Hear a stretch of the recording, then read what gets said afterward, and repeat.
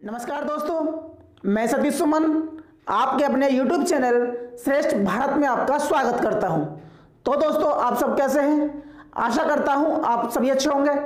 हमने पिछली वीडियो में भारत शासन अधिनियम 1919 पढ़ लिया था। पढ़ेंगे हम उससे आगे, यानी कि भारत शासन अधिनियम 1935।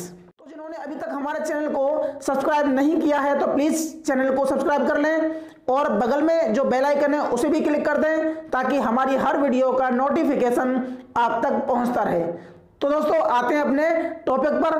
तो आज पढ़ेंगे हम भारत शासन अधिनियम 1935।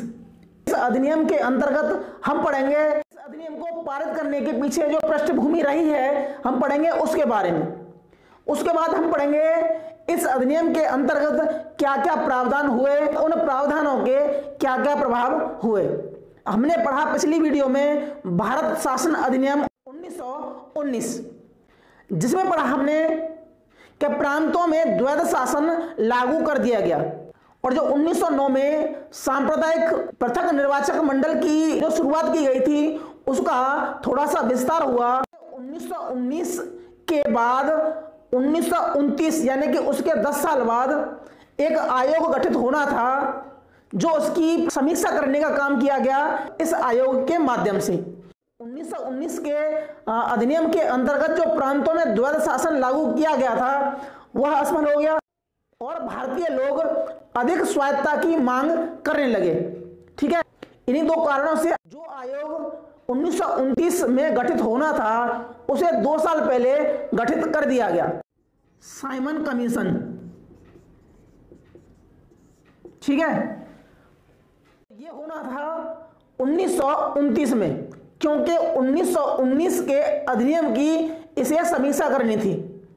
ठीक है, क्योंकि 1919 में यह कहा गया कि इसके 10 सालों बाद इसकी समीक्षा होगी, लेकिन भारतीयों की मांग जोर पकड़ने लगी और अधिक स्वायत्तता के लिए और प्रांतों में द्वैध शासन फेल हो गया, इसीलिए इसे 2 साल पहले गठित कर दिया गया। तो इसका गठन हुआ 8 नवंबर 1927 को।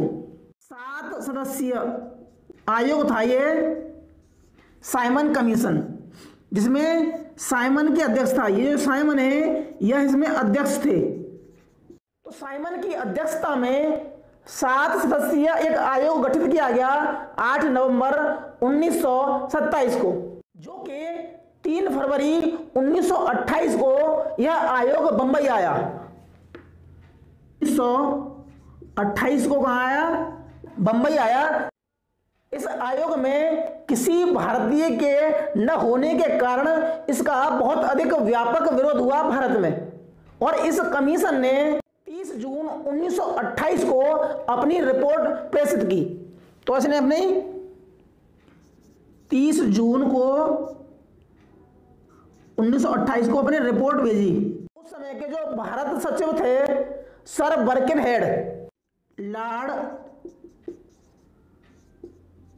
बर्किनहेड, SOS, सेक्रेटरी ऑफ स्टेट, यानी कि भारत सचिव हैं लॉर्ड बर्किनहेड। इन्होंने एक चैलेंज किया, तो विरोध करने वाले जब हम मानेंगे जब आप एक संविधान का छोटा सा मसौदा आप तैयार कर लेंगे सभी दलों की सहमति से, और उस चुनौती को कांग्रेस ने स्वीकार किया। इसी चैलेंज को पूरा करने के लिए एक सर्वदलीय बैठक बुलाई गई। मोतीलाल नेहरू की अध्यक्षता में एक समिति गठित की जिसे हम समिति के नाम से जानते हैं। इस समिति ने अपनी रिपोर्ट 10 अगस्त 1928 को भेजी और इसके द्वारा जो रिपोर्ट भेजी गई थी उसे हम इतिहास में कहते हैं नेहरू रिपोर्ट। नेहरू रिपोर्ट, ठीक है, मोतीलाल नेहरू की अध्यक्षता में। इस रिपोर्ट के माध्यम से जो मांग रखी गई थी कि भारत को एक डोमिनियन स्टेट का दर्जा दिया जाए, प्रांतों को स्वतंत्र किया जाए, 19 मौलिक अधिकारों की मांग की गई थी। मुस्लिम वर्ग के लिए जो सांप्रदायिक निर्वाचक मंडल था उसे समाप्त करके मुस्लिम वर्ग के लिए या अल्पसंख्यक वर्ग के लिए कुछ सीटों का रिजर्वेशन की बात की गई, यानी कि उनके हितों का संरक्षण किया जाए।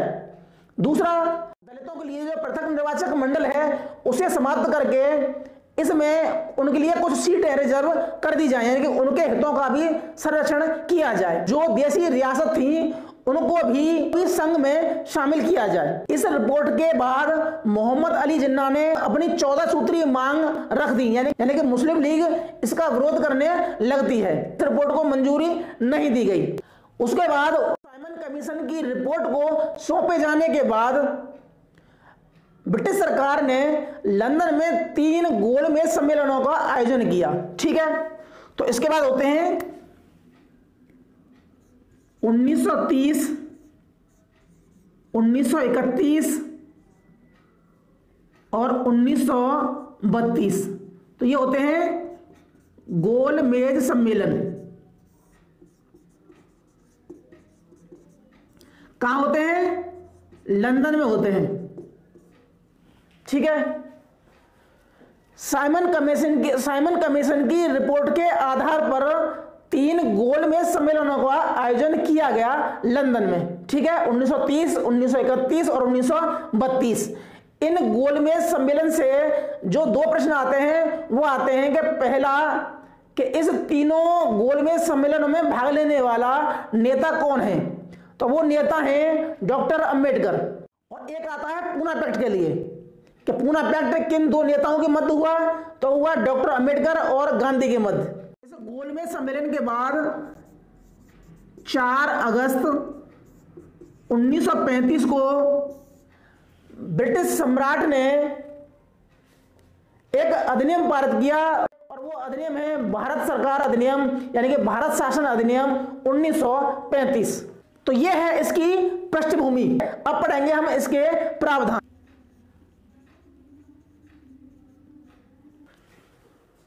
तो पहला प्रावधान है अखिल भारतीय संघ की स्थापना। लिख लेते हैं हम।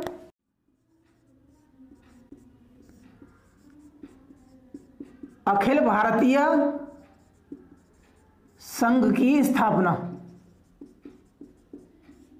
इस अधिनियम के अंतर्गत एक अखिल भारतीय महासंघ बनाया गया, जिसमें 11 प्रांत थे, 6 कमिश्नरियां थी, कमिश्नरी और देसी रियासतें।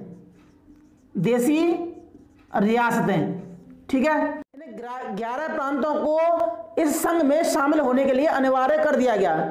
लेकिन देसी रियासतों के लिए यह छूट कर दी गई कि आप इसमें शामिल होना चाहते हैं तो हो सकते हैं। ऑल इंडिया फेडरेशन में देसी रियासतें इसमें शामिल नहीं हुई, इसलिए यह महासंघ असफल हो गया, यानी कि यह पारित नहीं किया जा सका। पहला क्या है कि अखिल भारतीय महासंघ की स्थापना का इसमें प्रावधान हुआ कि यह लागू नहीं किया जा सका। ठीक है, तो पहला हो गया अखिल भारतीय संघ की स्थापना। दूसरा पढ़ेंगे केंद्र में द्वैध शासन। दूसरा क्या है? केंद्र में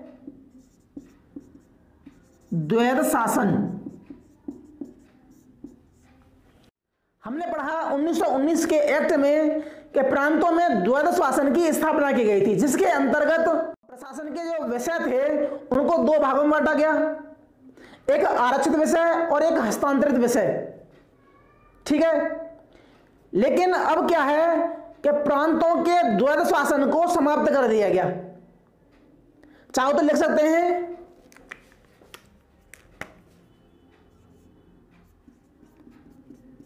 प्रांतों के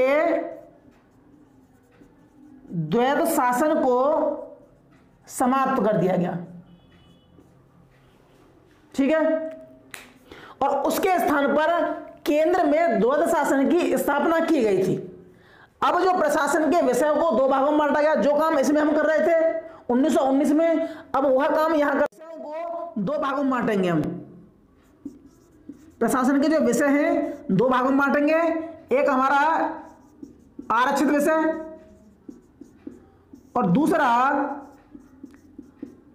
हस्तांतरित विषय। इस आरक्षित विषय में गवर्नर जनरल कानून बनाएगा परिषद की सहायता से, तो इसमें क्या है कि गवर्नर जनरल परिषद की सहायता से आरक्षित विषयों पर कानून बनाएगा और वो ब्रिटिश सरकार के प्रति उत्तरदायी है। ब्रिटिश सरकार के प्रति, ठीक है, किसके माध्यम से? तो वो है भारत सचिव के माध्यम से ब्रिटिश सरकार के प्रति उत्तरदायी है। कौन? Governor general. ठीक है, अब पढ़ेंगे हस्तांतरित विषय क्या है। तो इसमें गवर्नर जनरल कानून बनाएगा किसकी सहायता से? गवर्नर जनरल कानून बनाएगा मंत्री परिषद की सहायता से। और उत्तरदायी किसके प्रति है? तो उत्तरदायी है विधानसभा के प्रति। विधानसभा के प्रति उत्तरदायी है, आरक्षित विषयों में ब्रिटिश सरकार के प्रति उत्तरदायी है। तो यह है आरक्षित विषय और हस्तांतरित विषय जो केंद्र में द्वैध शासन लागू किया गया था। प्रांतों का द्वैध शासन समाप्त कर दिया गया और उसके स्थान पर प्रांतों में स्वायत्तता को स्थापित किया गया। स्वायत्तता मतलब? तो स्वायत्तता मतलब होता है कि वो एक कानून के दायरे में रहकर प्रांतों के लिए कानून बनाएंगे। प्रांतीय सूची में जो दिए गए विषय हैं उन विषयों पर कानून बनाने का अधिकार मिल गया अब प्रांतों को। तीसरा क्या है? संघीय न्यायालय की स्थापना, जो कि 1 अक्टूबर 1937 को स्थापित किया गया दिल्ली में। ठीक है, इस न्यायालय में एक मुख्य जज यानी कि एक मुख्य न्यायाधीश और 7 अन्य न्यायाधीश शामिल होंगे। तो उसमें क्या हुआ? एक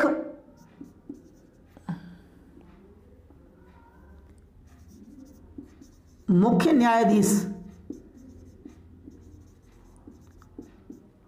और 7 अन्य न्यायाधीश।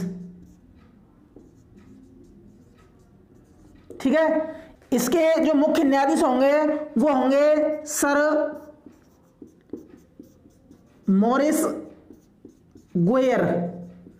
सर मॉरिस गोयर ये क्या है? ये मुख्य न्यायाधीश हैं इस संघीय न्यायालय के। चौथा प्रावधान है शक्तियों का बंटवारा।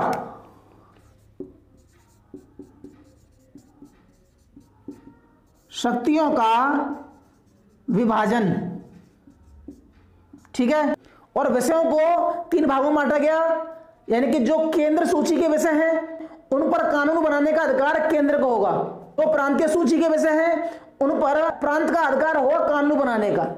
लेकिन जो समवर्तीय विषय होंगे, केंद्र सूची,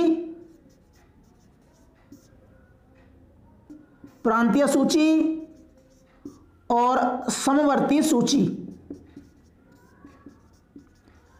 केंद्रीय विषय पर कानून कौन बनाएगा? तो वो बनाएगा केंद्र यानी कि गवर्नर जनरल। समवर्ती सूची में दोनों कानून बनाए जाएंगे, यानी कि दोनों को अधिकार है। समवर्ती सूची में जो विषय दिए गए हैं उन विषयों पर कानून बनाने का अधिकार किसको है? केंद्र को भी है और प्रांत को भी है। जो विषय बच जाएंगे यानी कि जो इसमें शामिल नहीं किए गए हैं उन विषयों को कहा गया अवशिष्ट शक्तियां। अब वो किसके नियत होंगी? तो वो होंगी गवर्नर जनरल के नियत होंगी, यानी कि उन पर जो कानून बनाने का अधिकार होगा वो सीधे गवर्नर जनरल को होगा। अगला है हमारा यानी कि 5वां, प्रांतों में दुसदनीय व्यवस्था।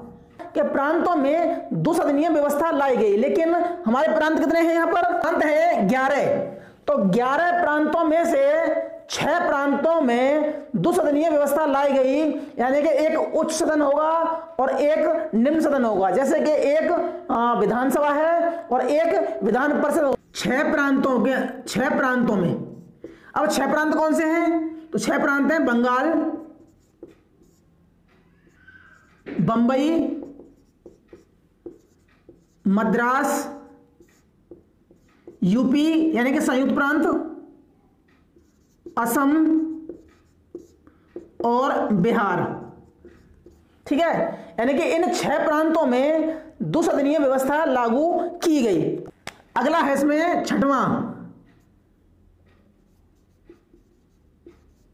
सांप्रदायिक पृथक निर्वाचन का विस्तार। अगला क्या है छठवां कि सांप्रदायिक निर्वाचक मंडल का जो विस्तार किया गया वो इस अधिनियम के तहत किया गया। यानी कि हमने पढ़ा 1909 के एक्ट में मुसलमानों को सांप्रदायिक पृथक निर्वाचक मंडल मिला, ठीक है। 1919 के एक्ट में इस सांप्रदायिक निर्वाचक मंडल का विस्तार कर दिया गया। अब 1935 के एक्ट में यह प्रावधान किया गया, सांप्रदायिक पृथक निर्वाचक मंडल का विस्तार किया गया। अब इसमें शामिल किया गया दलित, मजदूर और महिलाएं। अगला प्रावधान है इसके अंतर्गत बर्मा को भारत से अलग कर दिया गया। बर्मा को पृथक कर दिया। कब कर दिया? 1937 में। इसी एक्ट के अनुसार आरबीआई की स्थापना। तो दोस्तों हमने पढ़ा भारत सरकार अधिनियम 1935, जिसके अंतर्गत इसकी पृष्ठभूमि के बारे में पढ़ा। इसके अंतर्गत हमने जो प्रावधान किए गए उसके बारे में पढ़ा। प्रावधानों के अंतर्गत हमने सबसे पहला प्रावधान पढ़ा अखिल भारतीय महासंघ की स्थापना, जिसे लागू नहीं किया जा सका। क्यों? क्योंकि इसमें देशी रियासतों को इसमें शामिल नहीं किया गया। दूसरा है इसमें कि प्रांतों में द्वैध शासन को समाप्त करके केंद्र में द्वैध शासन की स्थापना की गई। प्रशासन के विषय थे उनको हमने दो भागों में बांटा था, आरक्षित विषय और हस्तांतरित विषय। आरक्षित विषय में कानून बनाने का अधिकार दिया गया गवर्नर जनरल और उसकी परिषद के सहायता से, और जो कि ब्रिटिश सरकार के प्रति उत्तरदायी है। हस्तांतरित विषय में कानून बनाने का अधिकार दिया गया गवर्नर जनरल, जो काम करेगा अपनी कैबिनेट यानी कि मंत्री परिषद की सलाह पर, जो कि विधानसभा के प्रति उत्तरदायी होगा। प्रांतों में द्वैध शासन के स्थान पर स्वायत्तता को लागू किया। चौथा इसमें कि एक संघीय न्यायालय की स्थापना की गई।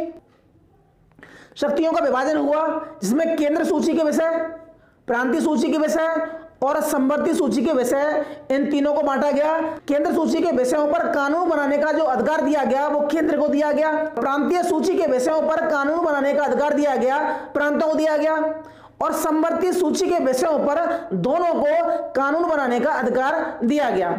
और इनके अलावा जो विषय बच जाएंगे वो कहे गए अवशिष्ट शक्तियां, जो कि गवर्नर जनरल के प्रति गवर्नर जनरल में निहित होंगी। अगला पढ़ा हमने प्रांतों में द्विसदनीय व्यवस्था।